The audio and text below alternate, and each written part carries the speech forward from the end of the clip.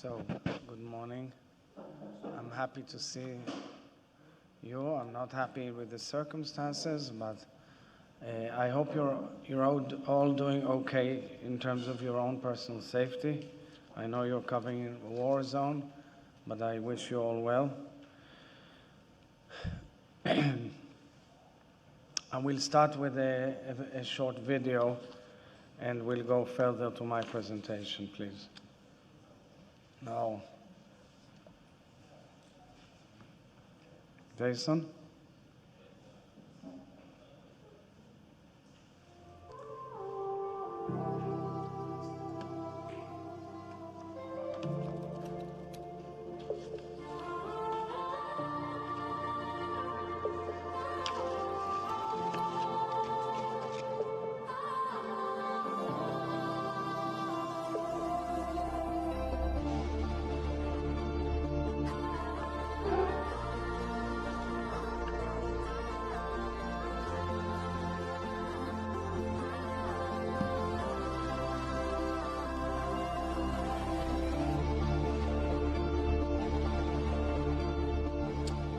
These are pictures of children who are now under Hamas abduction, hostages.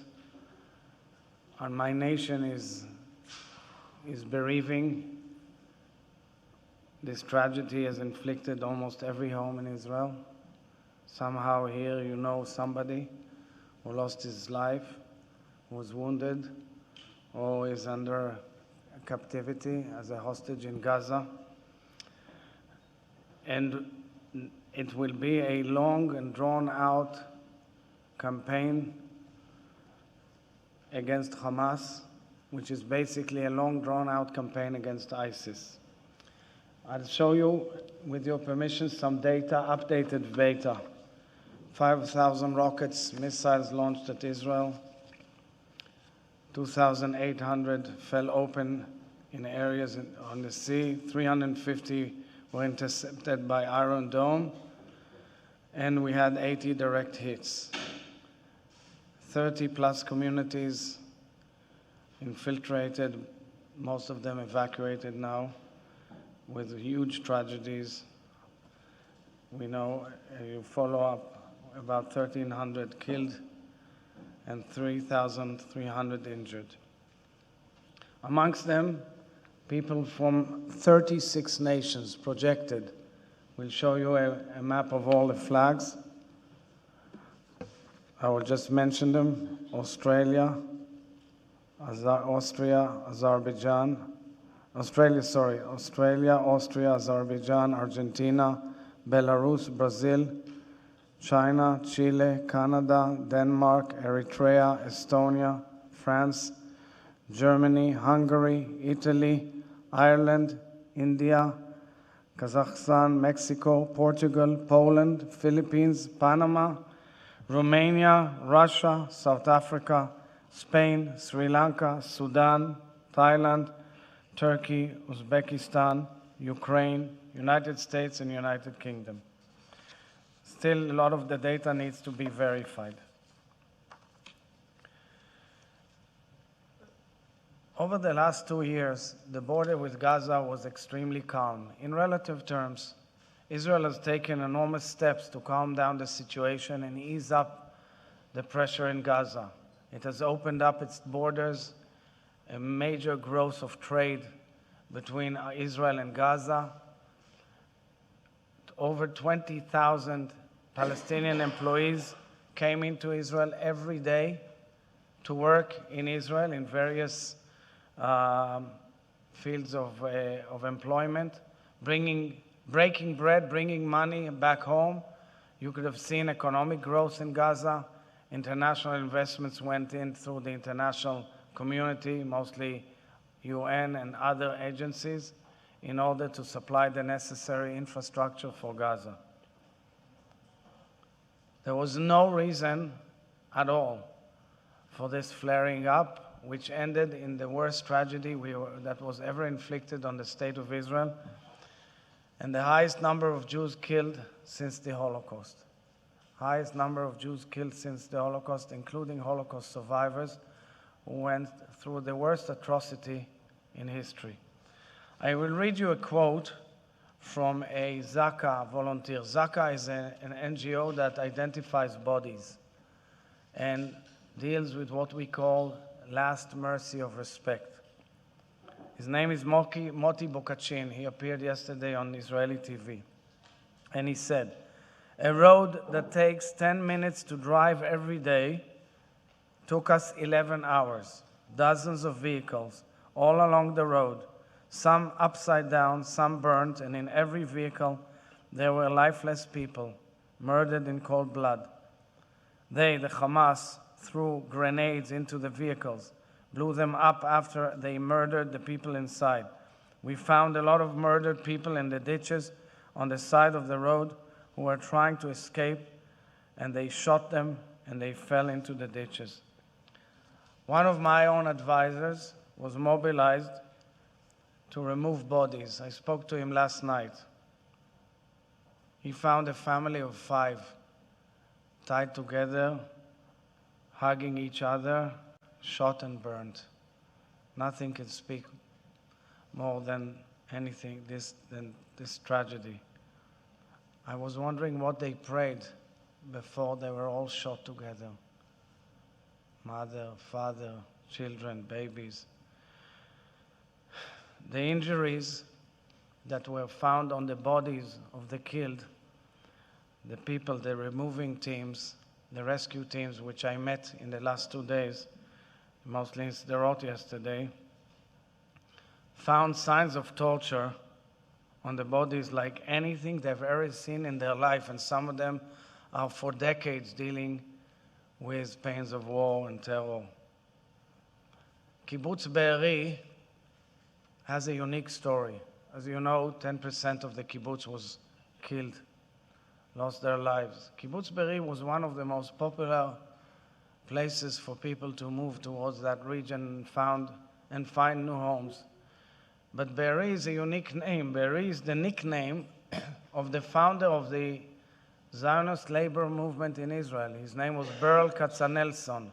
Berl Katznelson was a philosopher and a leader who was Ben-Gurion's partner in establishing the labor movement. And his nickname when he wrote articles was Be'eri. It's in his name. It was a beautiful kibbutz, epitomizing a socialist communal life of huge success, huge magnitude, and so are so many of the other kibbutzim. In Sderot, I found a spirit yesterday, enormous spirit of human beings in the shelter. Sderot has been attacked time and again for years and years, has suffered thousands and thousands of missiles. We were telling the world every time, in every round, that this is impossible. And the world kept on repeating the slogan, disproportionate Israeli response. Look at the quotes from world community leaders or world leaders and foreign offices, disproportionate response. Every time this havoc was inflicted on these villages and towns and Sderot, we were told disproportionate response. I'm asking myself whether the international community and the international media is now understanding what a false interpretation of the reality there was. Do they now believe us that we are faced with one of the most cruel enemies on earth, clearly ISIS? I want to tell the story of Vivian Silver. She's very well known in Israel. Vivian Silver, age 74, probably hostage in Gaza. She was one of the biggest well-known peace activists in the country. She advocated peace between Israelis and Palestinians, Jews and Muslims, endlessly. She founded an NGO called AGIC, A-G-A-I-C. She was a great leader. She disappeared. She was from Kibbutz Be'eri. So a fuzzy 30-second video released by Hamas to show that they returned an Israeli woman and her child is a simple distortion of the worst moral equivalent.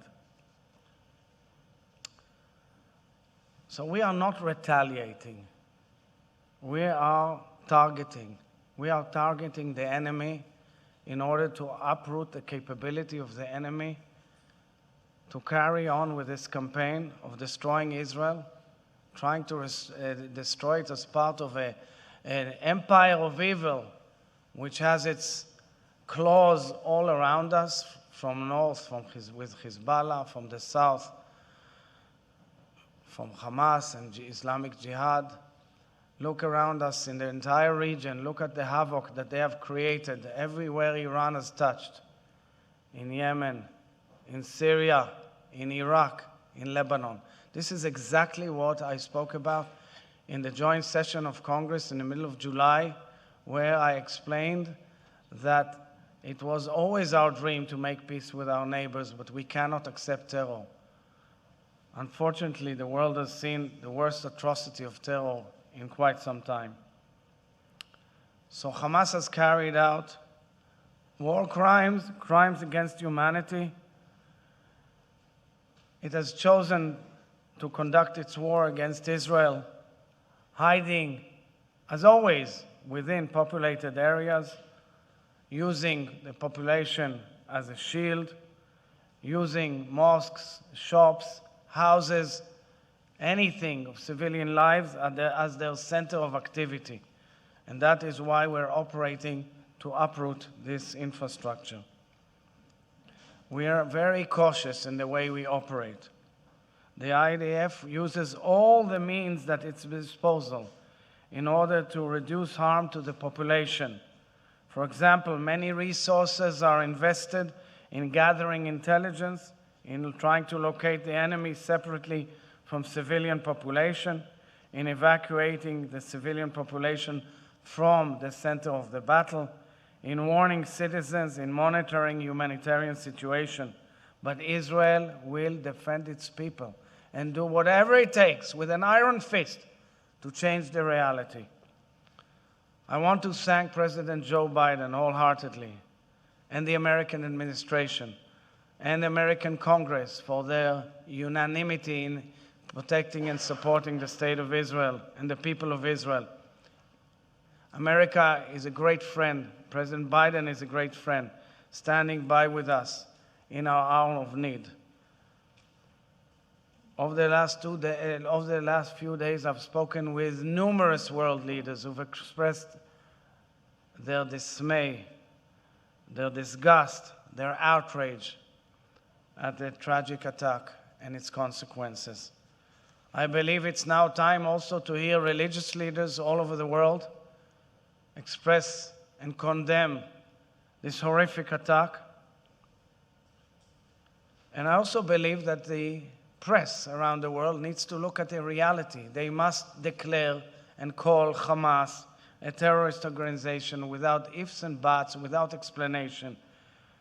If families in Toronto were massacred in the same way, I'm sure the press would call it massacre by terrorists, by terrorist organizations. These are not freedom fighters.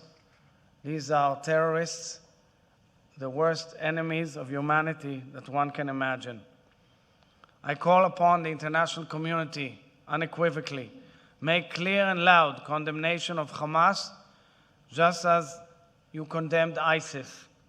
They are one and the same.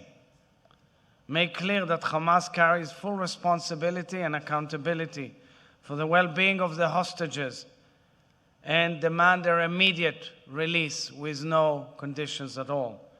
Support Israel in words and in deeds. Designate Hamas in its entirety as a terrorist body.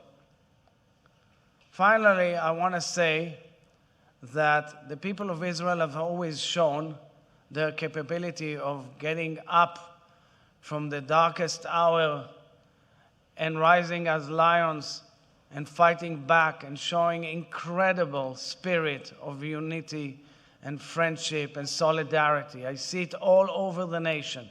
I see it in the huge amount of volunteering, in the huge amount of mobilization to the army, in the huge amount of doing good to each other, of helping each other in so many consequences and so many spheres of life. I encourage my people, I bless the people of Israel. We shall definitely overcome. we shall definitely be victorious. We've always done so. It will take time, but we shall overcome and we shall be victorious. I met the families of the hijacked and kidnapped citizens of Israel. It was extremely tragic and extremely painful. So many people live in a reality of a nightmare, not knowing their whereabouts and the real facts of their loved ones. Each and every one of you can imagine that. You've met families. Israel will do whatever it can to bring them back home as soon as possible, safely. But this requires an immediate call to the international community not to sit idly by and do whatever it takes to bring them back home immediately. As President of the State of Israel, as I ask you all to tell the stories of the victims, I ask you all to remember it, because there is a short-sightedness in the cycle of media and news, but the pain will remain forever. Thank you very much. Thank you, AMB Times of Israel. Hi. You've spoken with a lot of world leaders over the past few days, gotten a lot of support. How? And wait, just say your name and where you're from. Sorry, I'm Amy from the Times of Israel. How concerned are you that that support will wane, that the tide will change the longer this goes on, the higher the death toll in Gaza rises? Well, this is exactly the moment of truth. Nation must stand up to the truth. I just heard the comment of the Chancellor Olaf Scholz of Germany, speaking with moral clarity. He expressed moral clarity as to the situation. We expect nations in the world to express clear moral clarity regarding the situation and this terrible massacre. ITV, please. One second. Sorry, there's something with your mic. Yeah. You see this picture? I think it speaks for itself. The baby caught in Be'eri. I think this tells it all. President Herzog, Raggi Omar from ITV News in the United Kingdom. You spoke very passionately about saying that Israel was not retaliating but targeting with regard to the operations in Gaza. But even President Biden, who spoke so personally and passionately with regard to what was happening in Gaza, spoke about the importance of the laws of war and the humanitarian situation within Gaza. So with that in mind, what can Israel do to alleviate the impact of this conflict on 2 million civilians, many of whom have nothing to do with Hamas? First of all, we have to understand there's a state in a way that has built a machine of evil right at our doorstep. It's an entire nation out there that is responsible. It's not true. This rhetoric about civilians not aware, not involved, it's absolutely not true. They could have risen up, they could have fought against that evil regime which took over Gaza in a coup d'etat, murdering their family members who were in Fatah. There's a short memory in the world. Israel evacuated Gaza unilaterally in order to show that it's willing to make peace. I was a member of that cabinet. We said to our nation, this will be Hong Kong of the Middle East. Well, reality has turned into a tragedy, okay? Therefore, I must say that this situation impacts the entire vision of people as to the ability to adhere to the same old rhetoric. We are operating militarily according to rules of international law, period, unequivocally. But we're at war. We are at war. We're at war we are defending our homes. We're protecting our homes. That's the truth. And then when a nation protects its home, it fights. And we will fight until we'll break their backbone. Please. Becky. Becky Anderson from CNN.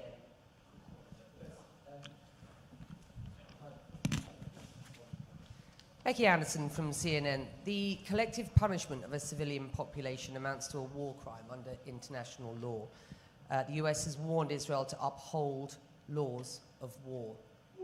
But Is I just Israel answered, listening? Becky, you haven't heard probably their reply to ITV. And I'm quite disappointed that that's what you're asking instantaneously. Haven't you seen? You've seen, you were all there.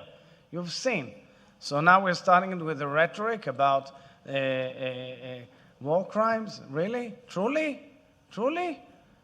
With respect, What do you mean? With respect, Truly? President You Herzog, see, I just said that Israel abides by international law, operates by international law. Every operation is secured and covered and reviewed legally. With all due respect, I truly believe that it comes totally out of context. Please. CBN. Julie, CBN. Julie Stahl from CBN News. So I know people have asked you, but how do you think that this is going to, how are you going to be able to mitigate this? Like suddenly everybody's switching back to Israel, the powerful one who is, But that's always the tragedy No. of short memories. I get We it. kept on saying I've been time here and a long again, time and again, for the last few months, every day there was a terror attack here. Every day, okay? And nobody understood our situation. So- There is a lot of anger in this country because people did not understand what we are talking about. So- There is no excuse to murdering innocent civilians in any way, in any context. And believe me, Israel will operate and always operates according to the international rules and will do the same in this battle too. So I was around when Israel was inside Gaza, and it was a whole lot better for the Gazans when Israel was there. Do you foresee any scenario where Israel will go back into I'm not Gaza? dealing with it right now. We are in battle. I'm not dealing with the final outcome of this I mean, tragedy. it would be good for the people Right there. now, we are defending our citizens. I was yesterday in Sderot. In their houses, there were terrorists swarming around. In their houses. Still swarming around. In their houses. Please. Matt Fry, Channel 4. President Herzog, Matt Fry, Channel 4 News in the UK. Thank you very much. Let me first of all say that there's an enormous amount of genuine, authentic sympathy for Israel and for what your country is going through right now. But listening to your answers in the last few minutes, I'm a little confused. Because on one hand, you say that Israel abides by the rules of war and is very careful to avoid the loss of civilian life in the Gaza Strip. But at the same time, you seem to hold the people of Gaza responsible for not trying to remove No, well, I'll Hamas. tell you. Now, let me finish. Do you My hold a question- missile in your kitchen, in your living room? Can I ask my question? A sir? missile that is sent on our head here, and if there will be a siren, it's a missile from that kitchen. My question is this, if I may. You seem to hold the people of Gaza, the civilians of Gaza, responsible for not removing Hamas, and therefore, by implication, that makes them legitimate targets. No, I didn't say that. But by I did not say implication, that. you I said want to that. make it clear. I was asked something about separating civilians from Hamas. But with all due respect, if you have a missile in your goddamn kitchen and you want to shoot it at me, am I allowed to defend myself? Yes. No one That's is- the situation. no one is denying the These right of you to missiles defend are there. yourself. These missiles are launched. The button is pressed. The missile comes out from the kitchen onto my children. But the question is this. Ultimately, you can't remove the people of Gaza. They're going to be stuck in this neighborhood. whether So you we like have it to or not. fight. What do you want us to do? Well, So we tell them, but get what- out, and we fight But against what the happens launchers. Eventually? What happens eventually? Right? Once this war is over now, you're going to have to live with them side by side. Absolutely. What's the plan? The plan is we have to make sure the Hamas will not be able to repeat this again. That is the plan. That's what we are trying to do. And if you With all due decapitate- respect, I see nations fighting terror, okay? Many decent nations, when they fight terror, they fight terror. We are fighting terror. Humanity has to decide, are we accommodating terror or are we fighting terror? We are fighting terror. And we saw the worst atrocity possible. We see the worst atrocity possible by a whole campaign of a movement which has major support with our neighbors, major. They believe, many people believe in it. I agree. There are many, many innocent Palestinians who don't agree to this. But unfortunately, in their homes, there are missiles shooting at us, at my children, at the entire nation of Israel. We have to defend ourselves. We have the full right to do so. And it's about time that the world understands it. This is the tragedy of using terror. And terror there's no mercy to terror. Greer Please. Cashman, Jerusalem Post, please. Greer Cashman, the Jerusalem Post.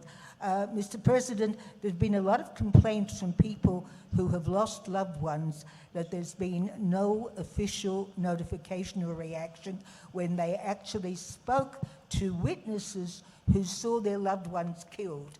Why is that happening? So there is much more of an organizational movement. We made it public following the meeting here with the families, with General Gal Hirsch and 2 other generals who've taken upon themselves. There's a much speedier process of making contact with the families. It is true. It's a problem, but it's been dealt with because there was an overwhelming tragedy. It's like in an earthquake all of a sudden. Carl, Swedish television, please. Yes, thank you. My name is Carl. I'm from Swedish television. Discussion has occurred that the prospect of, at some point, negotiations to have these many captured people, these hostages released. Do you see any possibility of any type of deal that would be struck? Why should there be a deal? They should be released immediately. You took babies, you took old people with dementia, with the Filipino or other caretakers. What's the issue here? Isn't it the most decent moral thing to do is the immediate release of all the prisoners? Well, of all the abducted and hostages? Yes, but that's one thing, but just, would you be willing to enter into any type of I'm not negotiations? discussing this at all. It's not under my domain. Yes, please. Becky, you wanted to ask something? Mr. President, Maria Finoshina, RT from Russia. I have a very specific question. After a battle in Ashkelon, IDF found, among other things, RPGs with markings of one of the unit of the Ukrainian forces. And after that, one of the chiefs of Ukrainian security confirmed that Ukrainian weapons were discovered in Israel. Ukrainian weapon? I don't explain to me. So there was a battle in Ashkelon, and after IDF came there, they found weapons with markings of the Ukrainian armed forces. You know, they do stamps like on weapons. I'm unaware of this directly or indirectly at all, and I was in Ashkelon yesterday. I'm not aware of this story at all. And there is also a video circulating online where Hamas is thanking the Ukrainian government for providing them with weapons. Of course, it's really hard to verify independently this video. I don't know. I'll be happy to receive it. So do you have any information about Not Ukraine known to me at all. None of it is known to us. Never heard of it. Okay, and also But following up. we can check it. Thank you very much for that. And also you said that international media is supposed to show to the world the atrocities done by Hamas, but we see kind of selection here, unfortunately, because, for example, our channel was not invited to any of the things like kibbutz, Kfar Aza, or Birei, and Okay, our so requests were... Jason, you will check it? Okay. Yeah, thank you Okay, very much, because we would love to show what you would love us to show. Thank you. Alessandra Buzzetti, I'm Italian correspondent for TV 2000, Italian Catholic TV and Vatican TV. So one question is, have you had any direct contact or request by the Vatican, by the Pope, or by Yes, I want to. Another one. And I commend Pope Francis's statements. They were very strong and meaningful to us. But do you have any specific requests from them, even about the minority of Christians, not only in Gaza, even in the West Bank? I don't understand the question. I can't hear you. You have to repeat the question. Yes. Did you have any direct contact with them, with the Vatican, or with the Cardinal Pizzaballa? Did you receive any specific requests from them? No. Thank you. Right now, I'm informed about 2 heavily wounded people in Sderot by rockets. Yes. Becky Anderson from CNN. Sir, does Prime Minister Benjamin Netanyahu bear responsibility for this I don't situation intend at to. present I'm and not- this colossal we're failure at of lo- We're at intelligence? war. I'm not dealing with this issue at all until after the war. Naturally, you follow up Israeli discussion and discourse, but I'm not dealing with it right now. Okay? Finally. Hi. For Haaretz in English. I didn't know that. No. Okay. Now you know. We have seen many cycles. I guess you know Vivian Silver. Of course. So you want to say a word to everybody here about Vivian Silver? She's Everybody in the peace community in Israel is pained by what happened to Vivian Silver. and to so many other peace lovers around in those areas. Yes. We have seen so many cycles. Every time there is an escalation, rocket fire, we see many very colossal campaigns in Gaza, each one more destructive, each one brings lots of opprobrium to Israel from the world, and still the cycles return. So this one is huge. Will we see any different result? I think that those who are in charge are dealing with it. They made it clear what their intentions are and how we are moving along. We have to change the equation. You're right. It cannot repeat itself anymore. But do we change the equation by doing more of what we've been doing? And your advice would be not to do anything. No, I'm asking What you. would your advice be? I'm not an advisor now. What would advice be? What do you mean? What is there? I mean, what? Allow the mob to take over the city? This is the intention of the mob. They want to take over the city. This is much worse than the mob. Thank you all very much. Yeah, final question. So this is HJ. My name is HJ from Korean news agency KRM. As of last night, actually, Korean Christians donated about $450,000 to help Israel. That's nice. And for right now, we're in the middle of the war. But what are you expecting the international countries to really help? What can we help? How first can of all, we we're help? getting international support in the international community. We are a strong country, a strong and resilient nation. World Jewry has been fantastic with huge solidarity. So many of our friends, many of our Christian friends around the world have shown immense solidarity. Leaders all over the world, parliaments and special heritage sites have all portrayed our blue and white. I hope and I request that this support continues for a while, because the equation in the Middle East is very clear. There's an empire of evil who's trying to derail the entire process of inclusion, of peaceful dialogue, of normalization. There's an entire empire of evil who's trying to do that. It's a historic train that has moved out of the station for the last 50 years to have the inclusion and the relation between Jew and Muslim in this region. It should be a region of peace. I've been portraying this region as the source of energy for Africa, Asia, and Europe. Together, we must not let this train be derailed, the train of inclusion and peace in the region. Thank you.